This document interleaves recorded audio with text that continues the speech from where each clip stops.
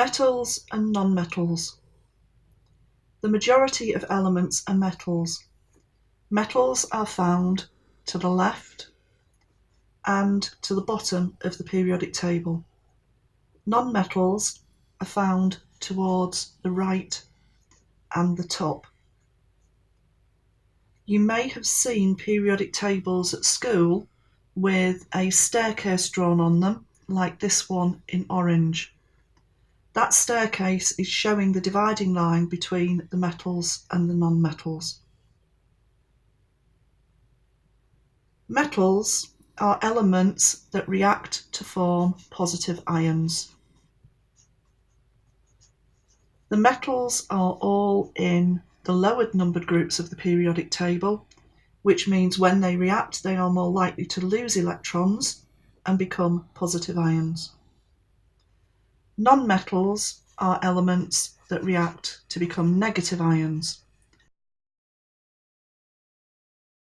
Non-metals have nearly full outer shells, so when they react to form negative ions. Metals are sonorous. Sonorous means that if you hit them, they will give a ring, like a bell. Non-metals are not sonorous. The majority of non-metals, when you hit them, will give a thud. Metals can be polished to make them shiny. However, most non-metals cannot be polished to make them shiny, so they are dull.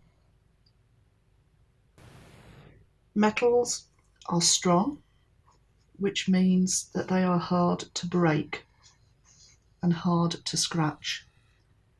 Non-metals tend to be weak.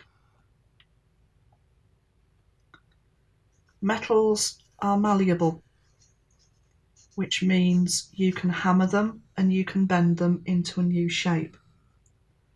Most non-metals are not malleable.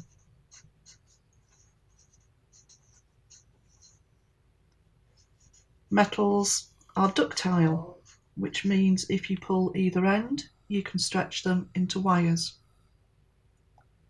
Non-metals tend to snap if you pull either end. Metals conduct electricity and heat. They conduct electricity when they have been melted and when they are a solid. Non-metals are insulators, except for graphite. Graphite can conduct electricity when it's a solid. Metals, with the exception of just a few, tend to be dense. Non-metals tend to have a low density.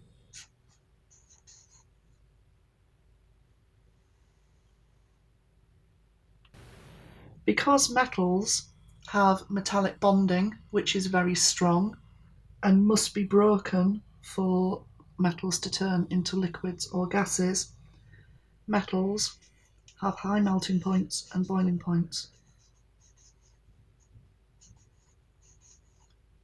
With the exception of a few giant structures, non-metals have low melting and boiling points because the forces between molecules or individual atoms are weak and don't need much energy to break. In the centre of the periodic table, there is a section where the elements aren't in groups. That section is where the transition metals can be found. Transition metals are the typical metals. So when somebody describes a metal to you, they are usually describing a transition metal. Transition metals include things like copper, iron, and cobalt.